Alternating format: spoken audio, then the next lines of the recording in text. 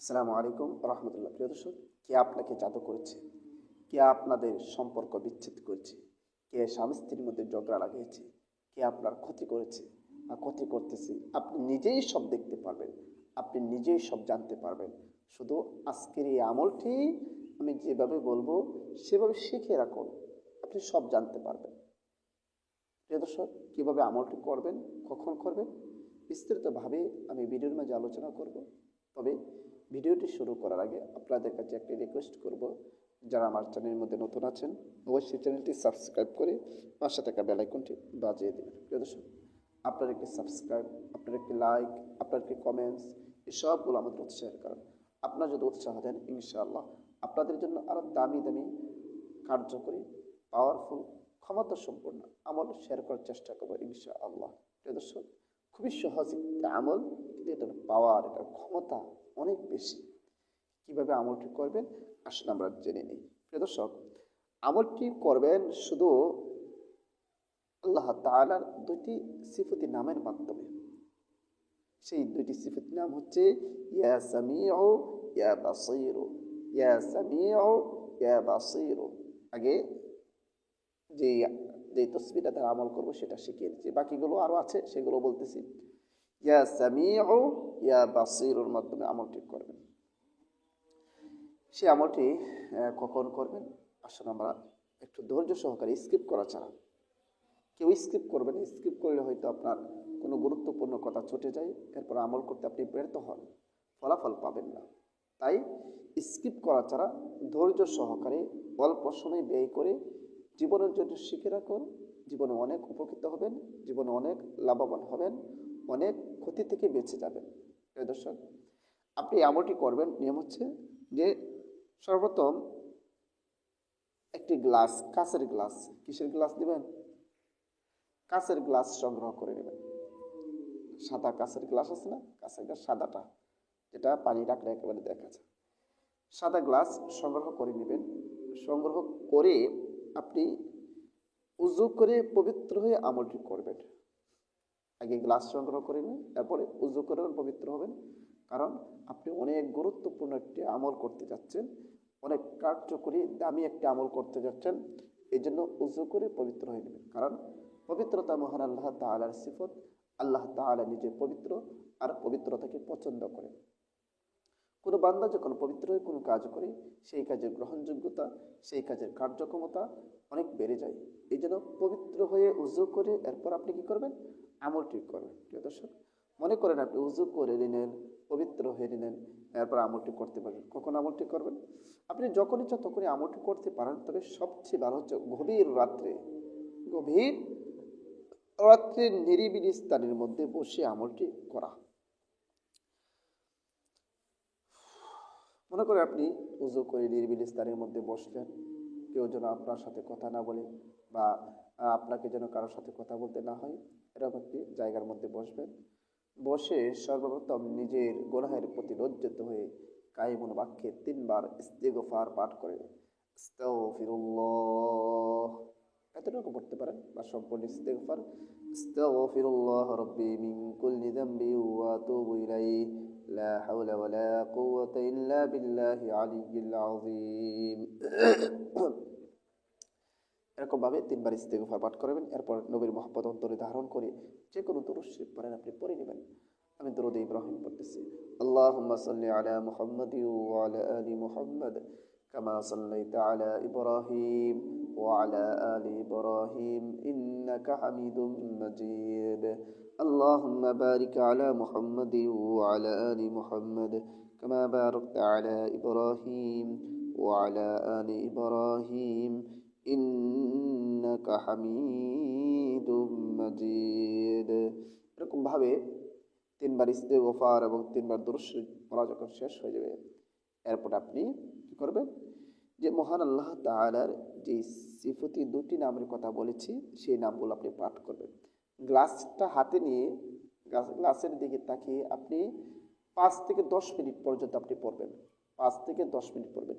ইয়া সামিউ, ইয়া বাসীরু, ইয়া সামিউ, ইয়া বাসীরু, ইয়া সামিউ, ইয়া বাসীরু, ইয়া সামিউ, ইয়া বাসীরু, ইয়া সামিউ, ইয়া বাসীর, এরকমভাবে 5 থেকে 10 মিনিট আপনি পড়তে থাকবেন। পড়া যখন শেষ হয়ে যাবে, এরপর আপনি সেই গ্লাসটার মাঝে ফু দিবেন। কি করবেন? আপনি যে হাতে গ্লাসটি নিয়েছিলেন, সেই গ্লাসটির মাঝে তিনটি ফু বাদম করবেন, এরকমভাবে 3টি ফু বাদম করবেন। এবং আবারও শেষে যে কোনো দুরূদ শরীফ মানে আপনি পড়ে নেবেন, যে কোনো দুরূদ শরীফ পড়ে, ছোট বড় যে কোনো দুরূদ শরীফ, সাল্লাল্লাহু আলাইহি ওয়াসাল্লাম, সাল্লাল্লাহু আলাইহি ওয়াসাল্লাম, সাল্লাল্লাহু আলাইহি ওয়াসাল্লাম। আপনার আমল করা শেষ। এরপর আল্লাহ তাআলার কাছে দোয়া করবেন, হে আল্লাহ, আপনি তো জানেন আমি কোন নিয়তে, কোন উদ্দেশ্যকে সামনে রেখে এই আমলটি করেছি। হে আল্লাহ, আপনি আমার উদ্দেশ্য পূরণ করে দিন, আপনি আমার আশা পূরণ করে দিন। আমি যেই নিয়তে আমলটি করতেছি সেই নিয়তটি আল্লাহ সফল করে দিন। আল্লাহ তাআলার কাছে দোয়া করবেন। দোয়া করে ওই গ্লাসটি যে আছে সেই গ্লাসটির মাঝে তো ফু দিবেন, তো বলেছি, রেখে দিবেন। আপনার ঘরে এক জায়গায় রেখে দিবেন, কোনো আলমারির ভিতরে রেখে দিবেন, যেন অন্য কেউ না দেখে। এরপরে আপনি কি করবেন? 2 দিন বা 3 দিন এর ভিতরে দেখবেন আল্লাহ তাআলার হুকুমে ওই গ্লাসের মধ্যে আপনি দিয়ে দিয়ে দেখবেন যে একজন লোক বসা, মনে হবে একজন লোক, ছোট লোক বসে আছে, মানে সেই লড়াচড়া করতেছে, বসে আছে। অতঃপর আপনি যদি সে আমল হতে পারেন, আপনি যদি মুখলেস হতে পারেন, আপনি যদি দিনদার হতে পারেন, তাহলে আপনি ওই লোকটি যে বসে আছে সেটি হচ্ছে সেই লোকটিকে আপনি জিজ্ঞাসা করবেন। সেই লোকটিকে আপনি জিজ্ঞাসা করবেন। যদি জিজ্ঞাসা করেন তাহলে কি হবে?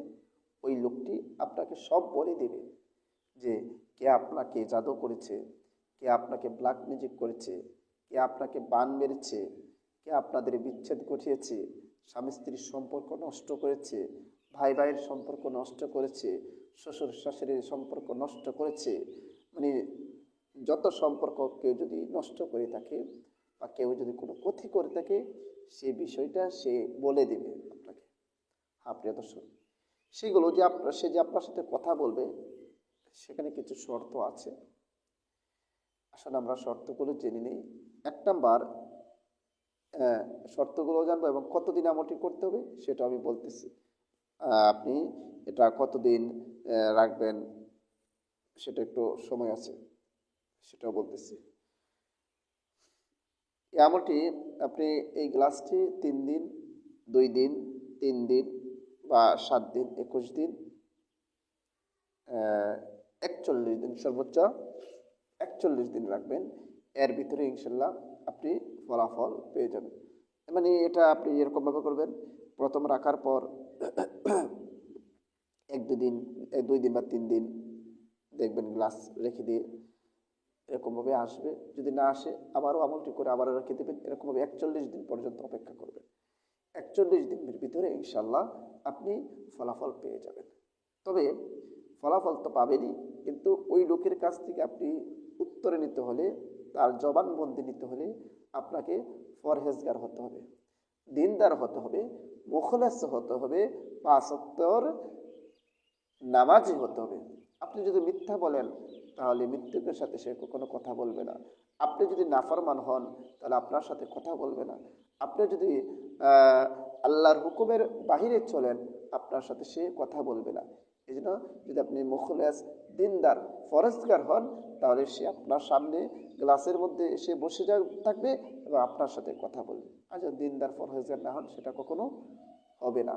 তাই নিজে ফরহেজগার হয়ে, দিনদার হয়ে, মুখলেস হয়ে আমল করুন। ইনশাআল্লাহ আল্লাহ তাআলার হুকুমে আপনি ফলাফল পাবেন এবং কে কি করেছে সব আপনাকে বলে দেবে ইনশাআল্লাহ। দর্শক, ভিডিওটা বেশি করে শেয়ার করে দেবেন যেন সবাই যারা মুখলেস, পরহেজগার আছে তারা যেন আমল করতে পারে এবং নিজেরাই নিজেদের সব কিছু দেখতে পারে, কে ক্ষতি করেছে, কে নষ্টমী করেছে, সবগুলো যেন নিজেরাই দেখতে পারে। এই জন্য ভিডিওটা বেশি করে শেয়ার করে দেবেন। আর প্রিয় দর্শক, আপনি যারা দেখতেছেন আপনারা অবশ্যই একটি কমেন্টস করবেন যে কোথায় থেকে দেখতেছেন, সেই বিষয়টা আমাকে জানাবেন। এবং আপনাদের কোন বেশি ভিডিও প্রয়োজন সেটাও আমাকে জানাবেন, ইনশাআল্লাহ আপনাদের চাহিদা অনুযায়ী ভিডিও দেওয়ার চেষ্টা করব। প্রিয় দর্শক, সবাইকে অসংখ্য ধন্যবাদ ভিডিওটি দেখার জন্য। আসসালামু আলাইকুম ওয়া রাহমাতুল্লাহ।